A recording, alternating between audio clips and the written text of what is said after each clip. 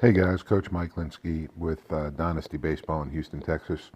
Just to show a before and after, we had a camp a few weeks ago on how we got pitchers, or at least this pitcher, to increase his velocity about 5 miles an hour, probably in about a 10-minute group lesson, half an hour group lesson when we added everybody together on the pitching side. And what we used is something that you're using right now, which is basically what is holding you down here on this earth. It's gravity. It's all free. You don't have to work for it. You don't have to go in the weight room. But this is what we did. On the left side, this camper here threw 50 miles an hour off the mound. And when we did a couple drills, looking at what we're going about to do, he went from 50 to 55. So let's look at the 50 mile an hour here first. And all we're working at is just the beginning part of the stride. I break pitching basically into two sections. I break it the stride to where he starts to go forward, to when he lands. That's the stride, and then that takes about 75%. And remember, once they land, boom, right here, then this is the throwing phase from basically here to here. Use an old expression, KISS, keep it simple, stupid, is probably the easiest way to teach younger kids, not to make it too complicated with paralysis through analysis, which is a lot of people is what they think this video analysis is. But it's really not that. It's just an easy tool to help any age athlete learn how to better their mechanics.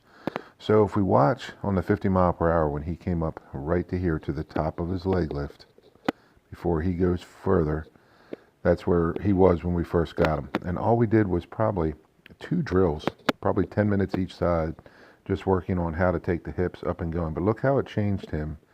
And he remembered it. That's what is huge. He remembered it. He was willing to go outside his comfort zone and do something different than what he was doing before.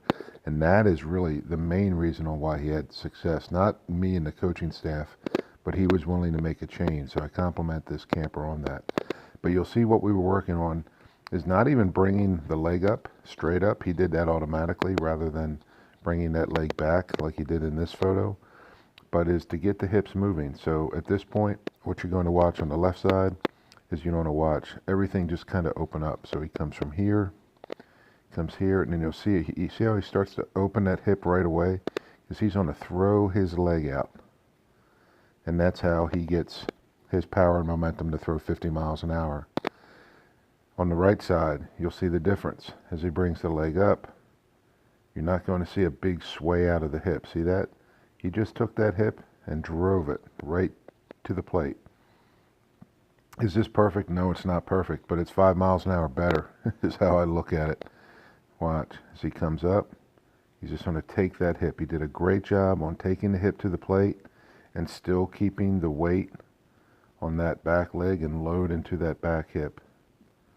And guys, use the God-given gravity that's around us that holds us on this earth, because for one, this mound is up off the ground 5 inches and it's sloped. I say this because this isn't my opinion. There's actually a study out there scientifically through the ASMI, which is the American Sports Medicine Institute, that talks about high velocity pitchers and low velocity pitchers. High velocity pitchers will get their body going early and to the plate better than low velocity pitchers. So be on the +5 side, and good luck. And if you need anything, just reach out to the zone where Dynasty Baseball plays in Kingwood, Texas, just northeast of Houston.